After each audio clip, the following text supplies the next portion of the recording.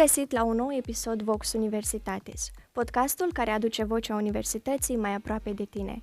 De data aceasta discutăm într-o manieră deosebită, având invitat un vorbitor nativ de limba engleză. Astăzi îl avem ca invitat pe Robert Eckhart, profesor asociat voluntar din cadrul lectoratului de limbă engleză al UPSC. Originar din Statele Unite ale Americii, domnul Eckhart contribuie activ la formarea studenților din cadrul facultăților de limbi și literaturi străine, psihologie, precum și arte plastice și design. Hello, Mr. Eckhart, and welcome to our VOX Universitatis podcast. Thank you. It's nice to be here. Mr. Eckhart, how are you and how are you feeling in our university? Great. I'm doing very well. I had a nice day of teaching, and I always say to my students, it's another beautiful day in paradise. Oh, sounds great. Yes, we are so proud and grateful to hear this impression. Starting with the 2022-2023 academic year, you are a teacher for students in several study programs. How did you become a teacher at the University? Okay, so the first 2 years I was here on a program that's called the Fulbright Scholar Program. It's a wonderful program. It sends Americans to universities all over the world, and it brings university professionals from all over the world to America. So, for instance, one of the other professors in my department was in America this fall on a similar program. And so it's quite a rigorous application process. And my wife and I both applied. Yeah, and that first year, I was here at your university, and she was at the State University. In Moldova, yeah? State University of Moldova. And it was such a wonderful experience that I was very fortunate to come back for a second year. Technically, that's kind of against the rules, but they found a way to bring me back. And then after 2 years, I just decided that I really loved it and would like to stay. Okay, good. Now you teach in the psychology and animation program, yeah. And how do you adapt your teaching methods to these different fields? So I think my theory and my method always was that the materials and the everyday curriculum should be individualized and custom tailored to each group of students. So actually bringing in the students from psychology and the visual animation was not that difficult. I just provide some sort of framework and try to help coach them into finding the materials that are most useful for them. And so it's not imperative for me to know everything about psychology or visual animation to be able to provide a useful learning environment for those students. But do you think these programs can attract international students as well?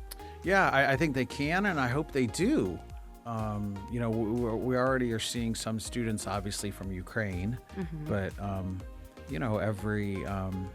every day I walk past the bus stop of the medical university, and I see all of the students from India and Pakistan, and many students, and so I think there's a lot of advantages to studying here in Moldova, and I think that I hope that we can be successful in recruiting them, and I hope that my presence here can help to recruit them here.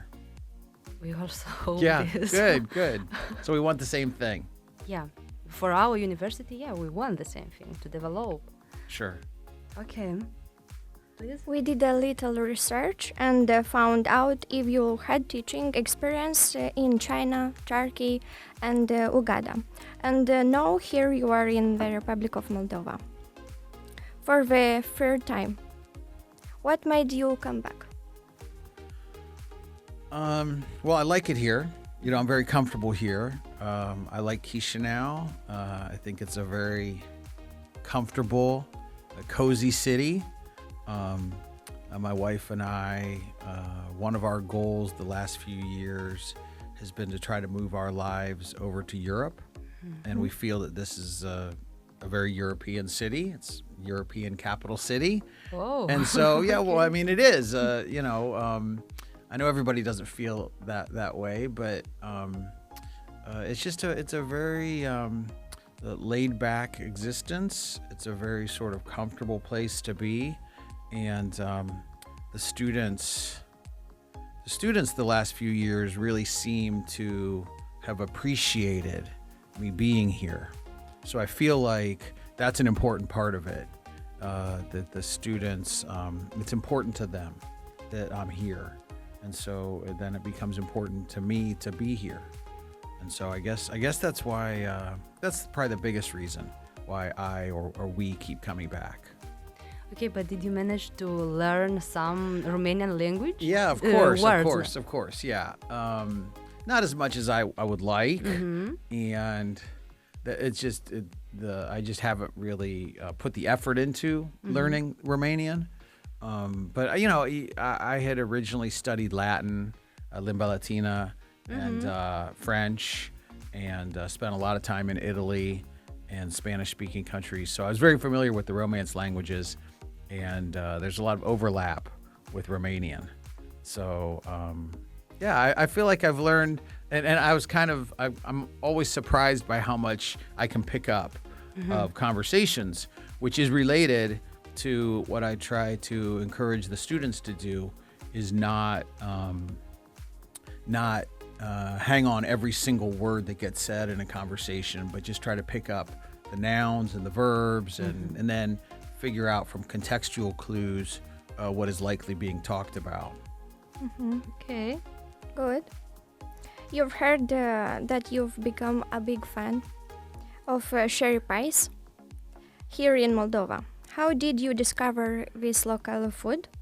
So I think within the first week or so I was here, I went to a community potluck, and there were lots of placenta there. Potato, cabbage, brinza, pumpkin, plum, apple, and then I've always liked cherries, and I kind of also like things that are both sweet and sour. So it was just kind of obvious that my favorite would be placenta cu vishna. And so I eat one every day, at least one every day. Are you serious? Every day? Yeah. Why not? Yeah, I don't know. Why not? I mean, even in the morning when I'm getting out of bed and getting dressed, I start to think about getting a cherry placenta, and it puts me in a good mood, and I'm kind of happy and excited. And of all the cherry placenta that I've had, it seems like my favorite come from Granier, which is obviously very close to the university, and so it's so convenient. And I just, makes me be in a good mood to eat a cherry placenta. I don't know. Do you guys eat cherry placenta? Yeah. Yes. Do you love it? Yes. Word. Is it your favorite? No. What's your favorite? With brinza. Okay, that's savory, So you can have brinza like for lunch and then cherry for dessert. Yeah, I agree with you. Okay. What about you? Me too. Brinza. Yes. It's good. I don't crave, that. I crave when I'm not here.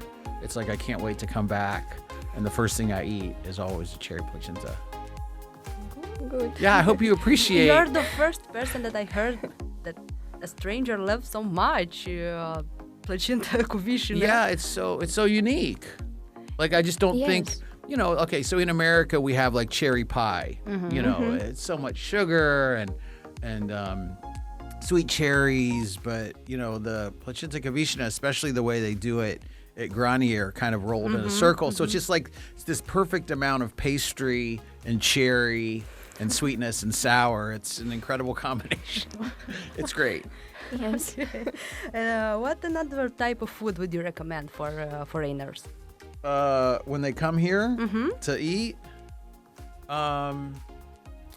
okay, so like mamaliga, sarmale, all of that is very good.